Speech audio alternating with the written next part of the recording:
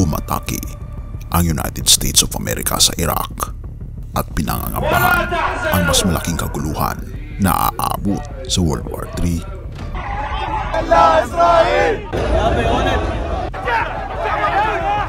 Atin itong pag-usapan, mga kaibigan.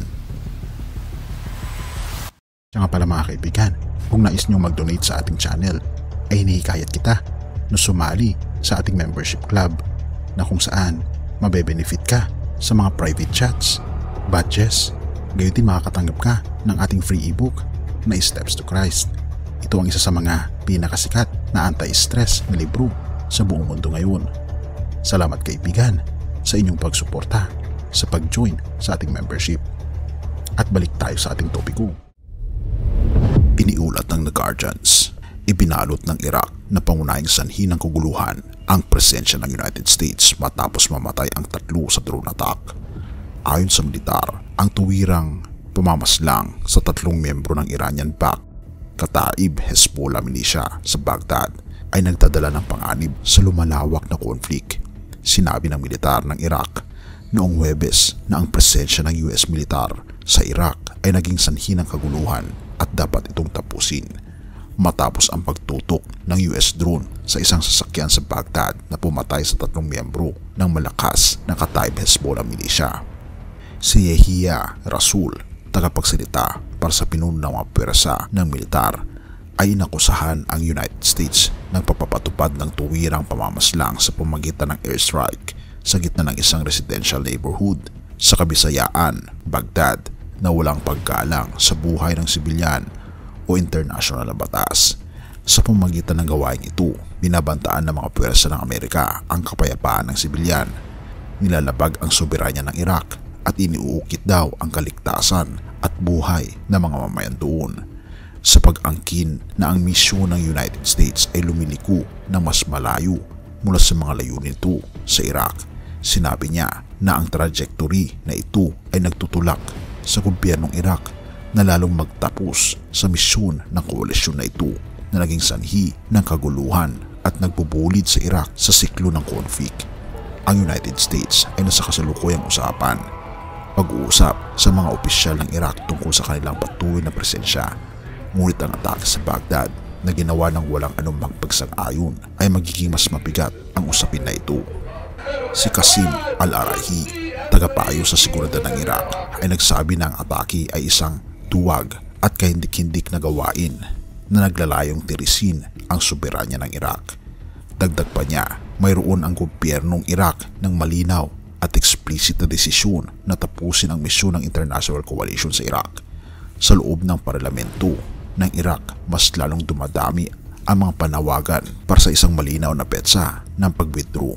Ang atake noong Miyerkules ay nangyari sa pangunahing daanan sa Mashtal neighborhood sa silangang bahagi ng Baghdad. Sinabi ng United States na ito ay tumutok at pumatay sa isang komandante ng Kataib Hezbollah na responsable sa pag-atake noong Enero 27 sa isang base ng United States sa Jordan-Syrian border na nagresulta sa pagkamatay ng 3 sundalo ng United States at pinsala sa marami.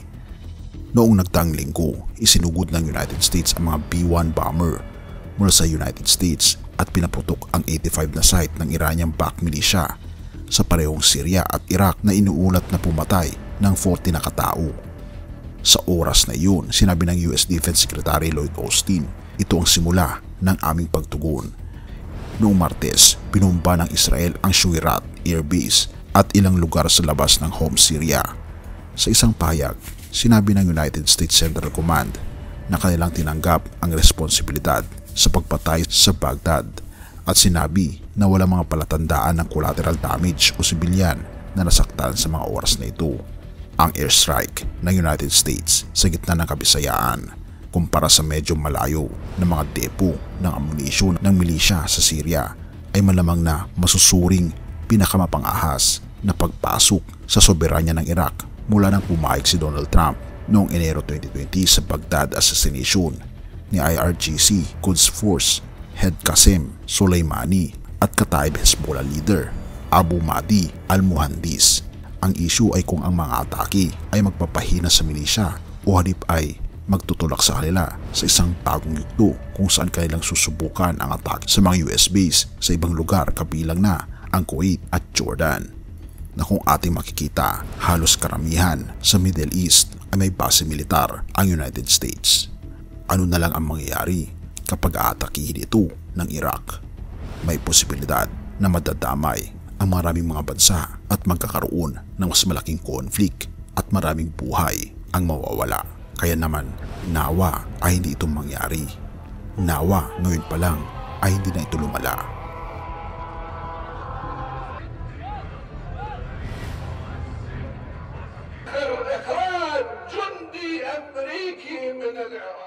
Mateo 6 verse 34. Kaya nga, huwag ninyong alalahanin ang bukas, sapagkat ang bukas ang mag-aalala sa sarili niya. Sapat na ang inyong mga suliranin sa bawat araw. Mga kaibigan, huwag nating alalahanin ang mga problema natin kinabukasan, sapagkat tayo magtiwala sa ating Panginoon Diyos.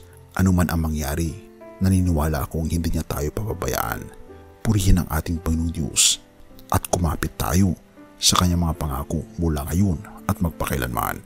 Tayo manalangin. Ama naming banal, mga Panginoon naming Diyos, kami po'y lubos na nagpapasalamat sa inyo pong pagmamahal sa amin, na bagaman kami, Panginoon, ay bumibitaw na sa amin pong pagkakakapit sa inyo. Kami po'y lubos na nagpapasalamat na kayo po'y mahigpit na kumakapit sa amin at ipinapakita po ninyo, Panginoon, ang inyong pong kagandahang loob sa amin. Salamat po, Panginoon, sa inyong pong patuloy na pagmamahal sa inyong mga anak. At salamat po, Panginoon, dahil minamahal niyo po kami katulad ng inyong pong pagmamahal sa aming Panginoon sa Kristo. Tulungan kami, Panginoon, na maging tapat at laging kumapit sa inyong mga pangako mula ngayon at magpakailanman.